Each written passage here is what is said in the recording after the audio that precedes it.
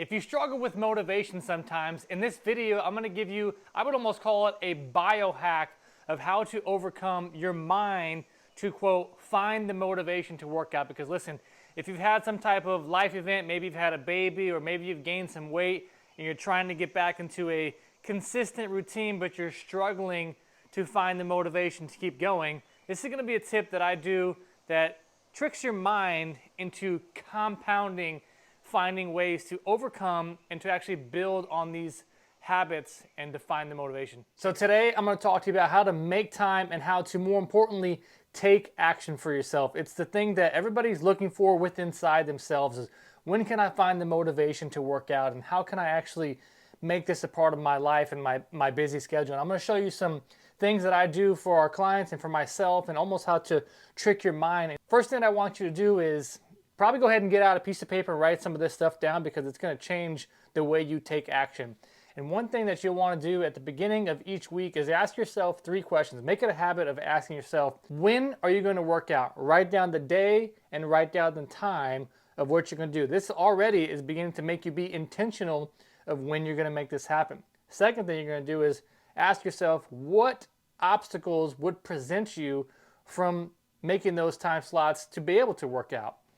And then lastly is, if that obstacle presented itself, what are you going to do instead? So instead of saying, I'm going to work out Monday, Wednesday, and Friday at 6 p.m., you're thinking ahead and you're already thinking, oh, you know what? I have soccer practice on Wednesday. I got to take the kids to school. I won't be able to do that. So you're thinking through those thoughts, and that itself is often so overlooked. People think that they're going to just have their workouts when they find the time.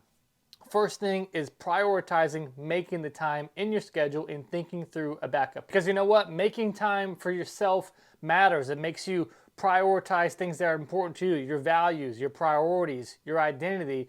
And this is not a bad thing of making time for yourself. This is going to help you be a better overall human and help you not only get towards your goals, but more energy, more confidence, all of those things. Let's be real. There never is a perfect time. I'm going to read off some of these things that you can do to practice making time.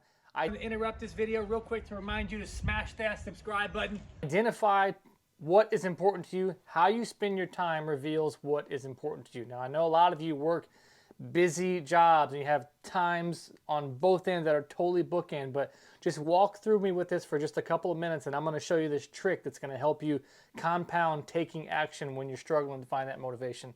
Asking or negotiating for what you need and want. Be your own advocate. You may need to say no to someone, or to ask the family to have some alone time so you can do something for yourself.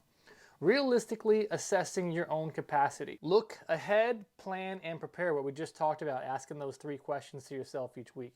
Anticipating obstacles. If an obstacle presents itself, what are you going to do instead of that? Instead of working out, committing to Monday, Wednesday, Friday, I'm going to work out for 60 minutes. You know, it doesn't have to be all or bust. And we're going to talk about how to think like a beginner here in just a second. Treating unexpected challenges as normal. Rather than getting knocked off track, you can go with the flow, and what life throws at you is an excellent practice to practice resilience. Now, here is the most powerful thing that I've probably implemented into my own mind when I'm trying to get stuff done. And this is what you want to write down, is that action comes before motivation, not the other way around. Everyone wants to think that the secret ingredient to motivation is finding it within inside themselves.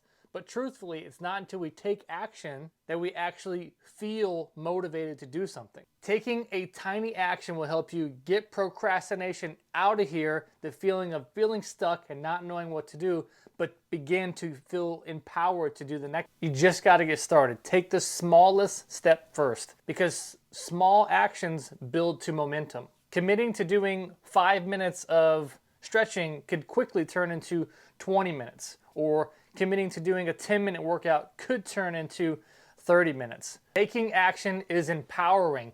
It's energizing.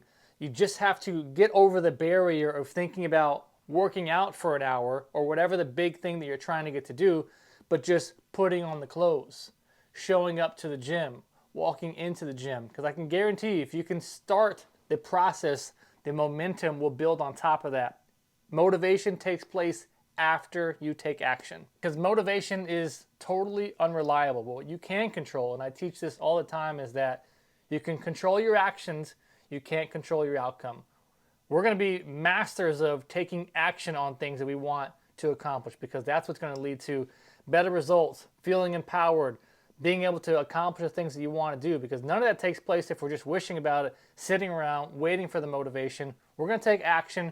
We're going to plan our week. We're going to think about what obstacles present themselves. We're going to have a backup plan, and we're going to take the tiniest next step to take action towards what we want to accomplish. I would much rather have you or any of our athletes do less, but do it consistently well. The key is to do less, but do it a lot more consistently, because if you can start off with taking very small steps towards your big goal, these small steps are going to slowly get bigger and bigger. As I mentioned earlier, if you just say, look, I don't have an hour, I'm just going to do 20 minutes. But doing 20 minutes is going to be better than doing an hour.